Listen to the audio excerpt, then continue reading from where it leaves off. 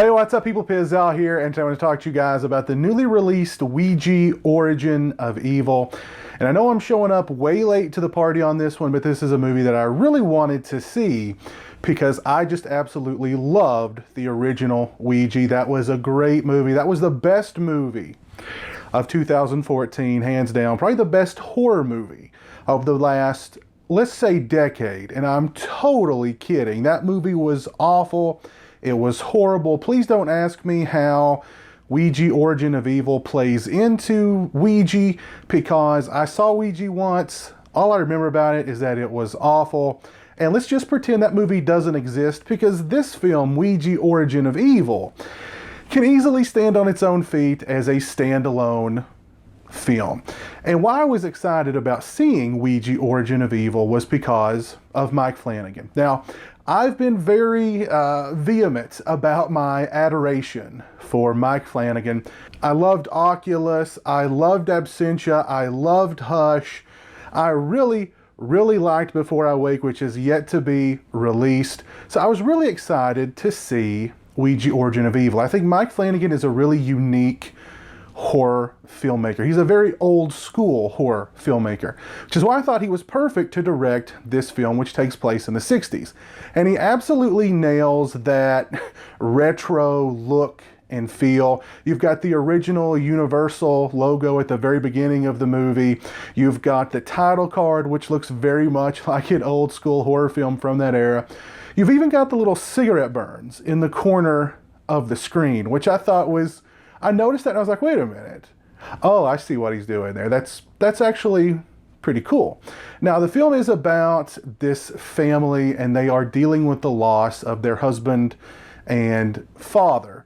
And they run this sort of, it's a scam, but the way that they play it up in the movie is that they're offering closure to families who are dealing with a loss. So a family will come to this family's home, and they'll put on this orchestrated seance where they communicate with a dead loved one, and they basically tell them, everything's fine, I forgive you, I love you, please move on. And there's some other theatrics as well. Well, one day the mother brings home a Ouija board, and she wants to incorporate this Ouija board into their act. The youngest daughter begins to play with the Ouija board, and I think you kind of know what happens from there, because in movies like this, playing with the Ouija board it's never fun and games, just put it that way. And now Ouija Origin of Evil has a lot of things going for it. The acting is fantastic. All of the leads in the film, right down to the young actress who plays the possessee, to the evil within the board and within their home, gives a really good performance, really strong performance from this young actress. And she is just creepy as all get out. The mother is really good. The oldest daughter gives a really strong performance as well. Henry Thomas is in there as a priest.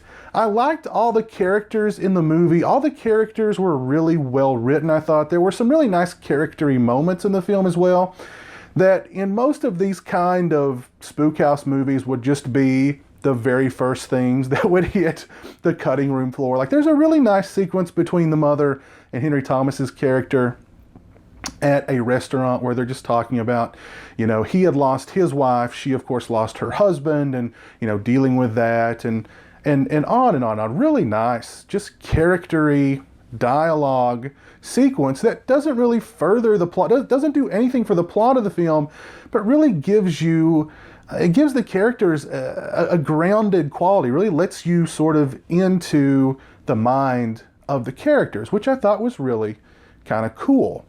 Like I said, Flanagan just sort of nails that era, right down to the cigarette burns. Every time I would see a cigarette burn in the corner of the screen, I'd kind of grin and nod, like, yeah, I get what you're doing there.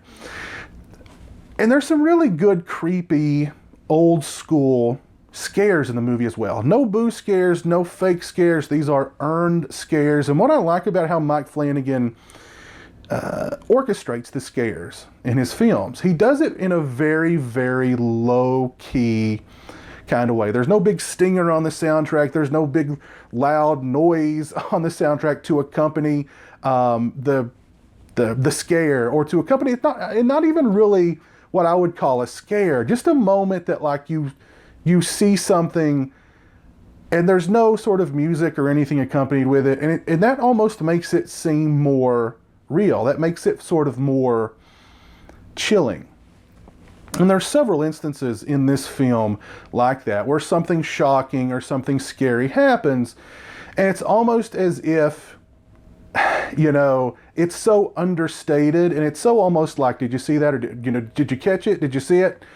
That when you think about it, it's actually kind of chilling.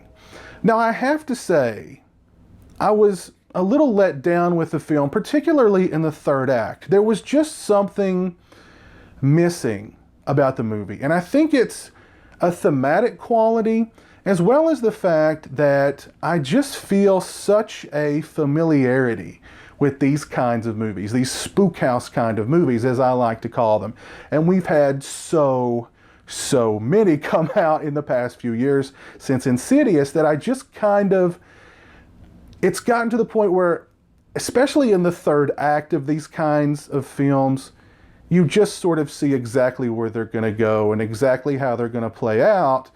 And like I said, there was just something missing. I can't quite put my finger on it. It was almost at that point of being a great movie, but there was just something missing. And I've really thought about it and really tried to pinpoint exactly what that was, and I can't quite tell exactly what it was. But I do think that the ending was a little unsatisfying. And then there's an ending on top of the ending that just screamed reshoot to me, that just sort of, they kind of, I don't want to call it a boo scare, but it kind of is a boo scare right at the very end of the movie, which is very much a Blumhouse thing. I thought I thought the Blumhouse movies had gone away from that. Like at the very end, the very last instant, there's a boo scare. There's like something jumps out at you, or, you know, Bagul's head, you know, comes into the frame or something like that. I thought they'd moved away from that over at Blumhouse. Apparently not, because, like I said, this ending on an ending just kind of threw that at you. And it was kind of creepy up to the point where they did throw that sort of stinger, you know, jump scare ending at you, and I was just kind of like, ugh. And like I said, that really felt like a reshoot to me. Still, overall, I really liked Ouija Origin of Evil. To say that it's better than the original is like saying something ridiculous, because the original, the first Ouija was awful. Again, pretend like it never existed. Let this movie stand on its own 2 feet. I don't even want to say it's one of the best horror sequels ever made, because again, and actually it's a prequel, not really a sequel, but let's just pretend that that movie never existed. And let's just let Ouija Origin of Evil be its own thing, because I think it deserves to be its own thing. It's that good. I did have issues with the last act of the movie. Like I said, there was just something missing, I think, thematically. Then when you throw onto that the familiarity with these kind of spook house movies, I don't know, it just kind of didn't work for me. And then the ending on top of an ending with that typical Blumhouse jump scare, you know, jump ending, just, I don't know. Overall, I still like the movie quite a bit. I recommend it. I know I'm showing up late to the party here, but if Ouija Origin of Evil is still playing at a theater near you and you have not seen it, go check it out by all means. If you've not seen Mike Flanagan's other films, Oculus, Absentia, Hush, go check those out immediately when Before I Wake comes out, which hopefully it'll come out sooner or later. I did a review for it not long ago. Go check out that review. Go check it out as well. So, yeah. If you guys saw Ouija Origin of Evil, please let me know what you thought of it in the comment section below. Did you feel the same way I felt about the last act of the film? Did you think there was something missing, and did you figure out what it was? Let me know in the comment section below. If you liked the video, please leave it a thumbs up. If you're not following me on social media, those links are in the description. They're also right around here somewhere. As always, thanks so much for watching. I appreciate it. Take care, and until next time, don't play with Ouija boards. Peace.